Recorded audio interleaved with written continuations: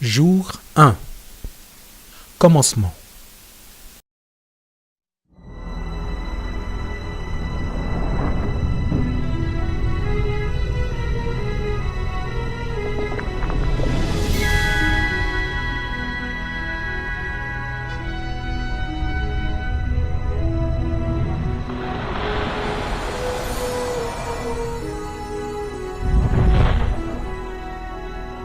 Que Dieu est grand et exalté en puissance. Il est plus majestueux que tout. Les cieux racontent sa grandeur, et l'étendue manifeste sa merveilleuse création.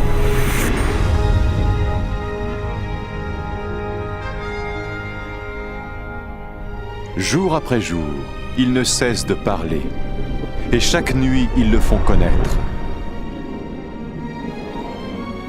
En créant les cieux, Dieu créa aussi la terre, et à partir de la poussière du sol, il créa l'homme et lui insuffla dans les narines le souffle de vie.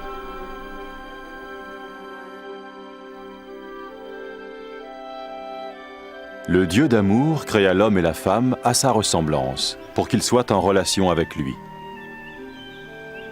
Ainsi, au commencement, il révérait et honorait Dieu, et il vivait en harmonie avec lui.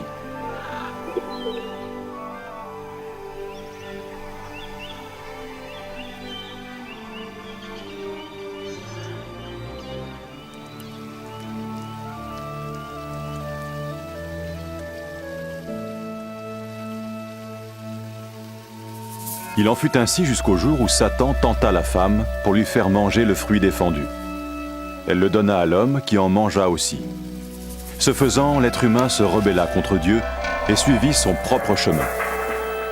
À cause de ce péché, l'être humain fut séparé de Dieu et jeté hors du jardin d'Éden.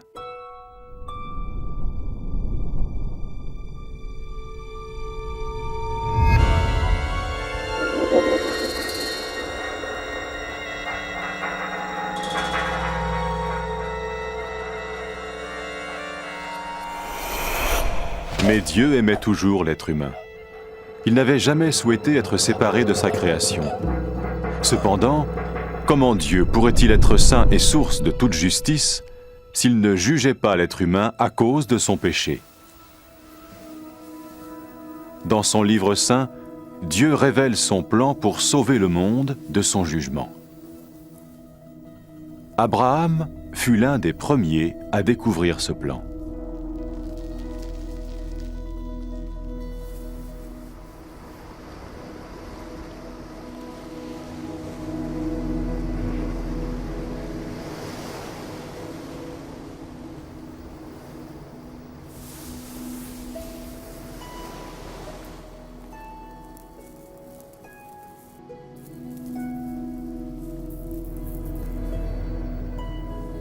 Abraham était un homme juste.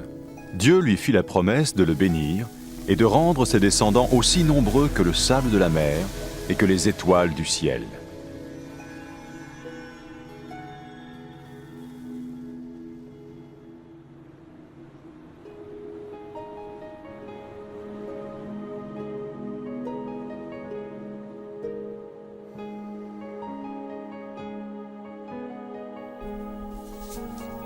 Pour mettre son obéissance à l'épreuve, Dieu dit à Abraham de sacrifier son fils en offrande pour lui. Abraham fit confiance à Dieu et chercha à lui obéir.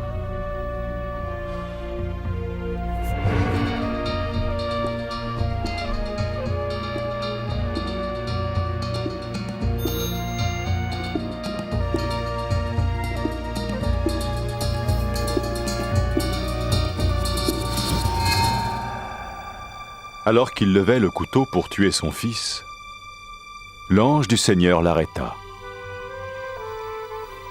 Il vit qu'Abraham craignait Dieu et voulait lui obéir. Puis Abraham vit un bélier retenu par les cornes dans un buisson, et il le sacrifia à la place de son fils en offrande à Dieu. Par ce moyen, Dieu montra à Abraham qu'un agneau ou un animal similaire devait être tué pour couvrir pour un temps le péché, jusqu'à ce que Dieu pourvoie au sacrifice ultime qui paierait pour les péchés de l'humanité. De même que le péché avait séparé l'humanité de Dieu, ce sacrifice allait restaurer leur relation. Les Saintes Écritures parlent de celui qui allait venir pour être le sacrifice ultime pour les péchés du monde. Tout comme le bélier avait pris la place du fils d'Abraham, ainsi il allait prendre la place de l'homme pour que celui-ci puisse être pardonné. Certains parlent de cette personne comme du Messie, celui qui viendrait pour réconcilier une fois pour toutes le monde avec Dieu.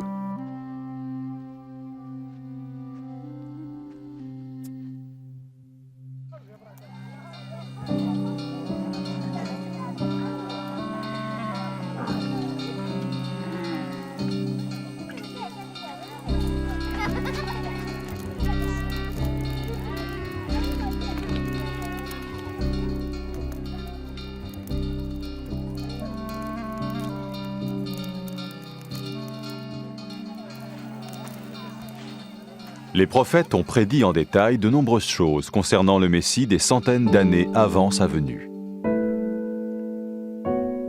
Le prophète Ésaïe a prédit qu'il naîtrait de façon miraculeuse. Une vierge attendrait un enfant qu'on appellerait spirituellement parlant le Fils de Dieu. Le prophète Michée a prédit que le Messie naîtrait à Bethléem, tandis que le prophète Zacharie a dit à l'avance qu'il ferait son entrée dans Jérusalem sur un âne, et que Judas, l'un de ceux qui le suivaient, le trahirait.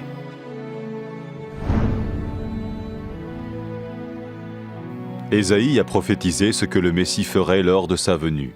« L'Éternel m'a oint pour porter la bonne nouvelle aux malheureux, pour guérir les cœurs brisés, pour proclamer aux captifs la liberté et annoncer que le temps vient où l'Éternel va sauver son peuple. »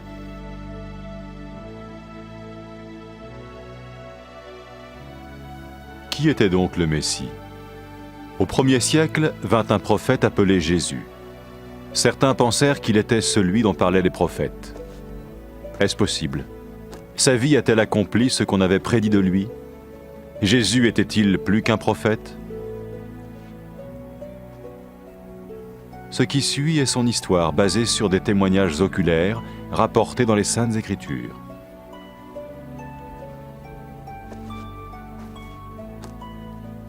Un acteur joue le rôle de Jésus, et bien qu'aucun acteur ne soit digne d'un tel rôle, ce film a été tourné ainsi afin que nous puissions comprendre et bénéficier de la vie de Jésus.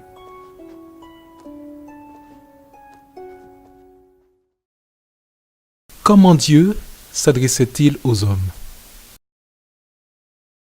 Comment Abraham répondait-il lorsque Dieu lui parlait? Quelle est ma réponse?